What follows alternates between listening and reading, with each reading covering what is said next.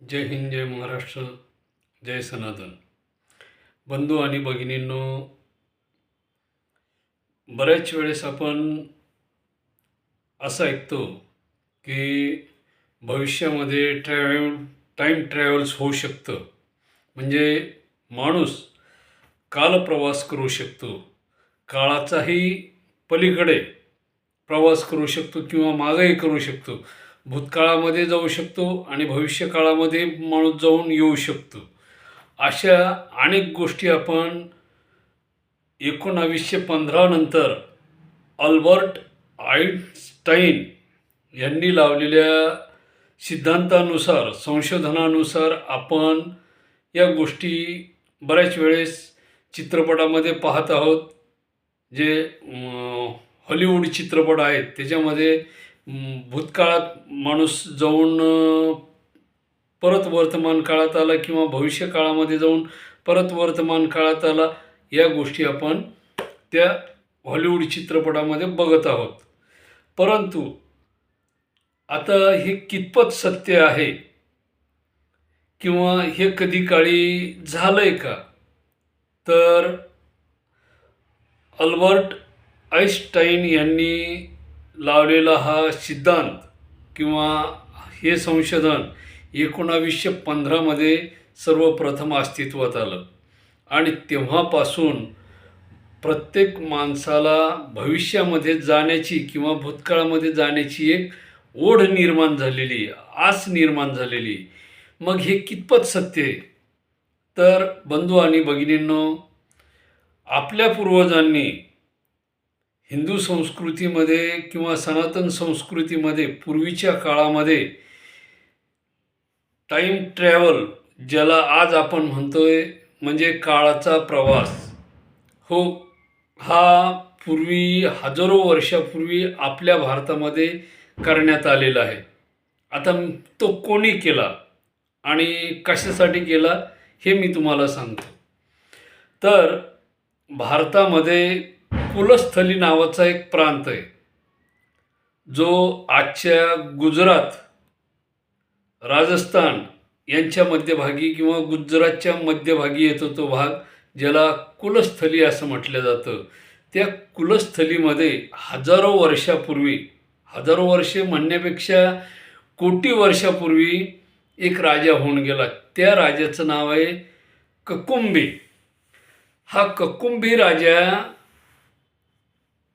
त्या काळामध्ये आपल्या मुलीचं लग्न करण्यासाठी त्यांनी पृथ्वीवरले सगळे राजा शोधले, परंतु त्याला या पृथ्वी तलावर एकही वर योग्य आपल्या मुलीसाठी दिसलं नाही. त्या मुलीचं नाव होतं रेवती. तुम्ही श्रीमद भागवत पुराण वाचा, त्याच्यामध्ये ही कथा आहे, किंवा पद्मपुराण वाचा, त्या पद्मपुराणामध्ये सुद्धा ही कथा आहे. मी सांगतो म्हणून माझ्यावर विश्वास ठेवू नका, प्रत्यक्ष तुम्ही वाचा. काय की मी सांगितलं म्हणून तुम्ही ते काहीतरी ऐकलं आणि मान्य केलं, अशातला भाग करू नका. मी सांगतोय ते पुराण तुम्ही वाचा. श्रीमद भागवत जे व्यासांनी लिहिलेलं आहे, जे पद्मपुराण श्री व्यासांनीच लिहिलेलं आहे. आणि ह्या दोन्ही पुराणामध्ये आणखी काही पुराणं असतील, पण हे दोन पुराण मी तुम्हाला सहज सांगतो, कारण त्या पुराणामध्ये त्याचा उल्लेख आहे, कालप्रवासाचा उल्लेख त्या ठिकाणी आहे. तर हा राजा आपल्या रेवती नावाच्या मुलीच्या विवाहासाठी पूर्ण पृथ्वीवरती फिरून शेवटी नाईलाजाने, आता अंतर पहा किती, मी तुम्हाला सांगतोय, तुम्ही मोजून घ्या अंतर. आजचं अंतर, हा राजा आपल्या मुलीला घेऊन ब्रह्मलोकात गेला. कुठं गेला? ब्रह्मलोकात. तर पृथ्वीपासून ब्रह्मलोकाचं अंतर 275 बिलियन ट्रिलियन प्रकाश वर्ष दूर. काय सांगितलं मी? 275 बिलियन ट्रिलियन प्रकाश वर्ष दूर अंतरावर ब्रह्मलोक अस्तित्वात आहे. त्या ठिकाणी हा राजा गेला. आता हे जे कथाकार आहेत जे समजा भागवत कथा करतात किंवा पद्मपुराणाची कथा करतात, या कथाकारांनी हा वैज्ञानिक दृष्टिकोन समाजाला सांगायला पाहिजे.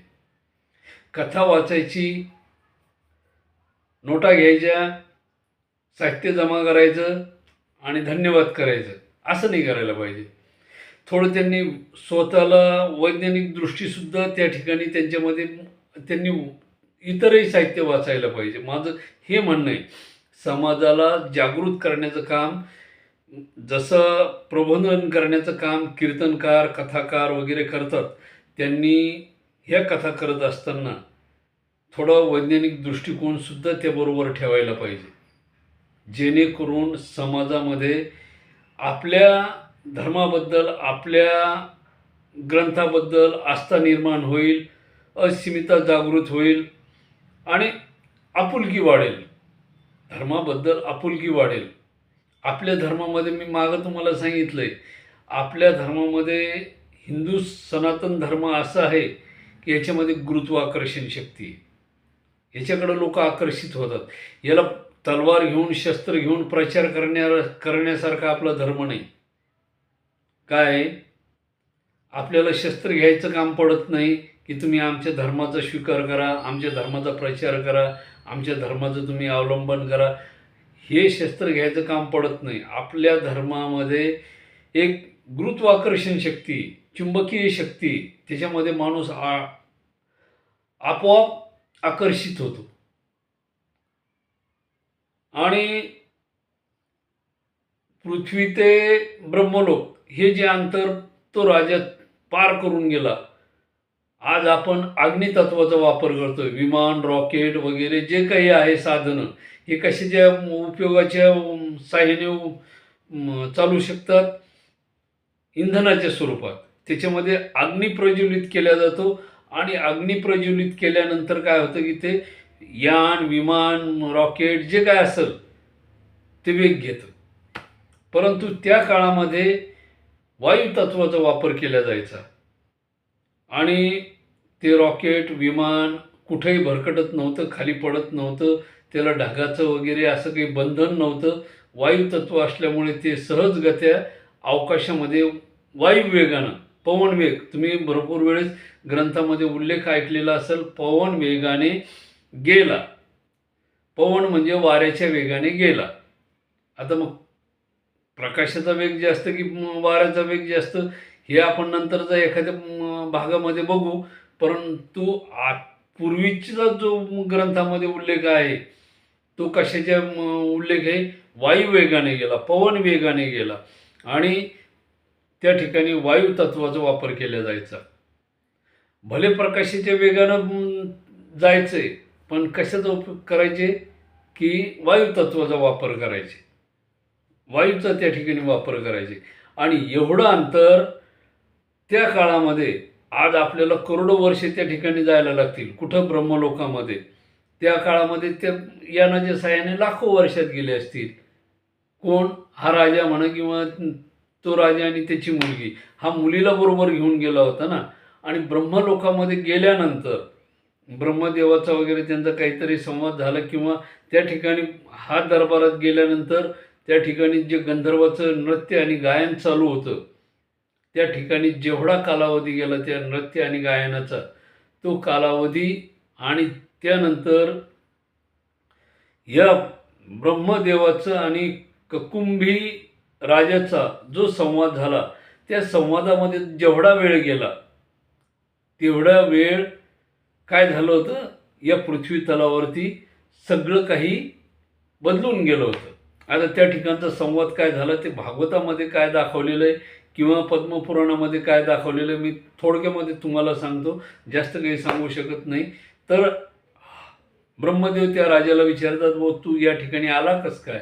त्यावेळेस तो सांगतो की म्हणे, महाराज हे प्रभू म्हणे, मी आपल्याकडे माझ्या या मुलीच्या विवाहासाठी वराचा शोध घेण्यासाठी आलो म्हणे.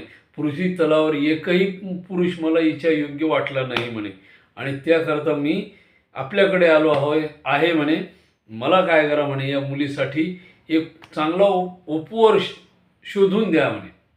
आणि हे ऐकल्यानंतर ब्रह्मदेव त्या कुकुंभी राजाला सांगतात की पृथ्वी तलावर गुजरात प्रांतामध्ये द्वारका नावाची नगरी अस्तित्वात आहे. त्या ठिकाणी श्रीकृष्ण परमात्मा आणि त्यांचे मोठे बंधू बलराम हे त्या ठिकाणी काय करतायत म्हणे, वास्तव्य करतायत, राज्य करतायत. आणि बलराम नावाचा जो त्यांचा मोठा भाऊ आहे श्रीकृष्ण परमात्म्याचा, त्याला तुझी ही मुलगी रेवती देऊन टाक म्हणे. आणि काही सेकंदामध्ये तो राजा परत ब्रह्मलोकातून पृथ्वीवर आला. किती अंतर पार करून आला? 275 बिलियन ट्रिलियन प्रकाश वर्ष दूर एवढा अंतर पार करून तो परत पृथ्वीवर आला. कुठं आला? पृथ्वीवर आला. पृथ्वीवर आल्यानंतर पृथ्वीवरचे पर्वत, नद्या, डोंगर रांगा, इथली वनं ही पूर्ण काय झाली होती? बदलून गेली होती. काही ठिकाणी मोठमोठाले बिल्डिंग तयार झाल्या होत्या, सिमेंटचे मैदानं तयार झाले होते. काही ठिकाणी निव्वळ वाळवंट होतं. काही ठिकाणी ज्या ठिकाणी वस्ती होती त्या ठिकाणी वाळवंट झालेलं होतं. ज्या ठिकाणी वाळवंट होतं त्या ठिकाणी जंगल तयार झालं होतं. मोठमोठाले वृक्ष दाट, ज्या ठिकाणी सूर्यप्रकाश पोहोचत नव्हता अशी वनराई त्या ठिकाणी निर्माण झाली होती. ज्या ठिकाणी जलाशय होतं त्या ठिकाणी परिपूर्ण वाळवंट निर्माण झालेलं होतं. ज्या ठिकाणी वाळवंट होतं त्या ठिकाणी डोंगर रांगा निर्माण झाल्या होत्या. आणि ज्या ठिकाणी डोंगर रांगा होत्या त्या ठिकाणी मोठमोठाले समुद्र निर्माण झाले होते. म्हणजे पृथ्वीचा काय झाला होता? कायापालट झाला होता. पृथ्वीने पलटी मारली होती. आणि त्या काळामध्ये म्हणजे टोटल 27 युग होऊन गेली होती. आता मी मागं तुम्हाला सांगितलेलं आहे 4 युगाची संख्या किती आहे? 4 युगाची संख्या होती 43,20,000. कॅल्क्युलेशन करा. माझ्याकडे कॅल्क्युलेटर नाही, तुमच्याकडे कॅल्क्युलेटर असेल, कॅल्क्युलेशन करा. 43,20,000 ही 4 युगाची संख्या होती. आता 43 लाख गुणी 20,000 गुणिले 27 युग. काय करा? 43,20,000 गुणिले 27 युग त्याचा गुणाकार केला तर गुणाकार किती येतोय? 11,66,40,000. हे काय आहे? पूर्ण वर्ष. काय आहे? हे वर्ष 27 युगामधले. आता ह्या वर्षामधले दिवस किती येतात तर त्याचं कॅल्क्युलेशन तुम्ही करा. काहीतरी अब्जामध्ये येत असेल, 42-45 अब्ज. बाकीचं कॅल्क्युलेशन तुम्ही सगळंच मी जर करून द्यायला लावलं तर मग आता मी जेवण तयार करून दिलं आहे, घास तुम्हीच भरून घ्यायचं आहे ना, पोट तुम्हाला भरायचं आहे. माझं पोट भरल्यानं तुमचं पोट भरणार आहे का? नाही. मग मला जे ज्ञान आहे ते मी तुम्हाला थोडक्यात सांगितले, बाकीचं तुम्ही हालचाल करा ना. त्याचे घास मोडून स्वतःच्या तोंडात टाकायला काय अडचण आहे? बरोबर आहे की नाही? तर हे अब्जावधी दिवस होऊ शकतात, परंतु मी तुम्हाला वर्षच सांगितली किती वर्ष होतात. 11,66,40,000 हे वर्ष झालेत. किती? 27 युगाचे. आणि ज्यावेळेस राजा पृथ्वीवर आला त्यावेळेस त्याची कुलस्थळी नावाचं जे राज्य होतं गुजरातमध्ये ते अस्तित्वातच नव्हतं. म्हणजे काय झालं होतं?